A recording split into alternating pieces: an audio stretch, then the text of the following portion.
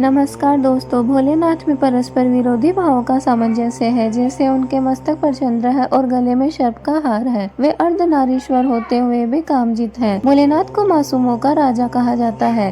भोले का मतलब है मासूम और नाथ का मतलब है राजा। भगवान शिव में कोई द्वेष या छल नहीं है और उन्होंने कभी किसी को धोखा नहीं दिया। चलिए बताते हैं भगवान शिव को प्रसन्न करने के लिए क्या क्या उपाय किए जा सकते हैं। शिवलिंग पर जल चढ़ाते समय ओम नमः शिवाय का जाप करें। शिवलिंग पर चंदन, अक्षत, बिल्व पत्र, पुष्प, धतूरा, दूध और गंगा जल चढ़ाएं। सोमवार, मासिक शिवरात्रि, प्रदोष व्रत और महाशिवरात्रि जैसे विशेष दिनों में शिव जी की पूजा और व्रत करें। शिव रक्षा स्तोत्र का पाठ भी करें।